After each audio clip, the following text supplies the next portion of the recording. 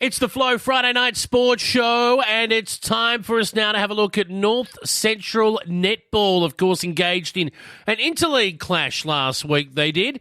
The only interleague clash in country Victoria this year between Sunraysia and North Central. And joining me on the line to tell us all about it and what's happening this week as well was Susan Lockhart. Hello, Susan. How are you? Hello, Jason. How are you? I am good. I should have said good thank you first. Thank you. Well, look, let's go back to last week at Sea Lake. Now, association football and netball, interleague clashes, almost dead in country Victoria, and I cannot believe this, but someone at least has kept the flame alive, and that someone is North Central Footy and Netball and Sunraysia Footy and Netball. You took each other on. Why? Why did you decide to go ahead with this? Well, I think it's pretty popular in the North Central, although it's hard to always get your players. I think people see it as a break, but, you know, they voted, the football fraternity voted for it to go ahead at a meeting, and from there the netball followed, and we loved it. We had a great weekend. I don't understand why they would want to take it out of the calendar or out of the draw. It's great for the young ones to get involved and for clubs to come together. I just think it's a great idea. So I don't know why, but I know why we did it, because we love it. Well, good on you guys. You headed up to Sea Lake, who did the hosting for North Central on behalf of North Central. And whilst Sunraysia might have taken a clean sweep, it certainly wasn't all one-way traffic, particularly in the 17 and under netball. That was a really good game of netball. Yeah, well, when the 17s started, I would have thought that our 17s were going to win. They really got off to a great start, and they were leading like 5-1.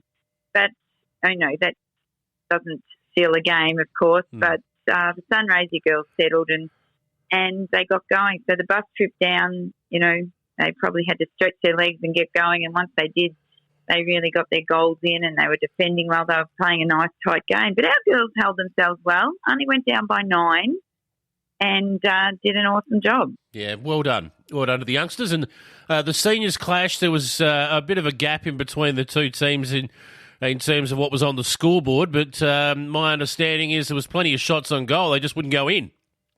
Yeah, well, that sort of happened at the start of the game. So the gap started from the first quarter, really. And I know, looking back, I think if you could get those first couple of goals to go through and set your team up, it would make all the difference. And a couple of turnovers early in the game, and Sunraysia really got a hold on it. And they won by 30, which...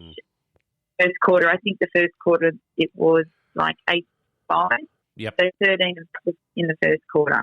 It's a bit unfortunate. But the second quarter, our girls came out strong, had a really good second quarter, and it was 2 the difference in the second quarter. But the second half, Sunraysia got going again, and we kept making changes, and that was good to make the changes. Everybody got a run, which is awesome, and they had a good day. They got together, had a group photo, team photo that they'll have forever, and that's fun. Excellent. Do you think you'll do it again next year? To be honest, I really hope you do. Well, I'm pretty sure we will. I don't know whether it will be Sunraysia again. I would have to get some other associations trying to get on board. I know that Lance Stanfield, the football executive officer, did a bit of chasing trying to find a few and came up with Sunraysia. So unless other leagues are prepared to do it, I guess Sunraysia and North Central could go again, but they might get tired of that. I'm not really sure. Okay.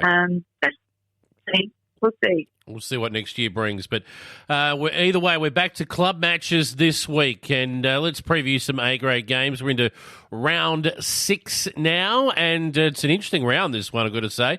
To start with, we'll go to Birchip, where the home side, Birchip Watcham, will host Witchproof Narraport. They've been struggling. Birchip will start favourites here. Yeah, they will start favourites on their beautiful purple court, which I've seen some great photos again, so I can't wait for them to do some circulating. Witchproof played Wedderburn in the game round 5, and they were very impressive. So they shot 41 goals that day, and that's been about Birchip Watcham's benchmark too, 40-odd goals. So it could be closer than you think if you can take their team that they brought to Wedderburn up to Birchip Watcham. So can I say that Witchy might win this one in a really, really tight one? You can certainly say that, and I hope you're right for their sake. At the moment, they're winless, Witcher-proof, so a win for them would be good for them. It would be wonderful. Let's get them on the board. Yep. Bort taking on St Arnaud, and this is a game obviously Bort will start warm favourites in as well. They're the other undefeated team. St Arnaud have only had the one win so far, but netball's a funny game. This will be at Bort Park. Yeah, pretty sure Bort will have this one under control pretty easily. They've still got their tools in goals, which is helping. Steph Horsch is very good down there, very strong, and then they've got their quick runners getting into the goal ring. So I'm pretty sure that St Arnaud will struggle, but, they're going to make a game of it. They keep trying, and credit to them. Yep, spot on. Now, these next two are going to be interesting. Donald taking on Charlton. It's at Donald. And you would think, just ladder position alone, Charlton will start favourites here, but Donald at home wouldn't be without a chance. Yeah, well, I would have thought you would have said this is the match of the round. Yep. Because I thought it was. So it's, it'll be interesting. I know Donald is still on one win and one draw. So they're not probably going points-wise the way I thought they might have at this stage. But they'll be back on their home court on the indoor stadium, which will be new for Charlton. So maybe this could be the week that they turn things around again and come up with a win. But Charlton's still a good team. So I'm going to tip Charlton. Okay, fair enough. And the last match of the round. Now, this will be an interesting game as well because Sea Lake Nandaly have hit some form. They're at home and they're welcoming Wedderburn to town, who, of course, are the other undefeated team in North Central Netball. So on form alone, at the moment, winning form is good form. Wedderburn have to start favourites. But Sea Lake, with their form in the last couple of weeks, they might just be a danger. And you're on the money there. Yep. Agreed. Now, their last game was pretty high scoring. They shot an impressive 60, 70 goals in that game. So they are really finding some form as well. Wedderburn are going well prepared. They're sure they're going to have a hard game. So I think I'm going to tip Wedderburn just because they're going quite well. But Sea Lake are going to be strong. Yeah, it should be an interesting game. They're going to have to, they've got Estella Finch in goals, who was a goalkeeper. She played in the interleague team, and she's gone up the other end, and she's very strong in goals, quite an athletic player. So, they've got to stop her. All right. Should be an interesting round of matches in North Central Netball. Looking forward to seeing the results come through. Susan, you enjoy your weekend watching, and we'll catch up with you next week to talk about it. Good on you, Jason. Have a good one.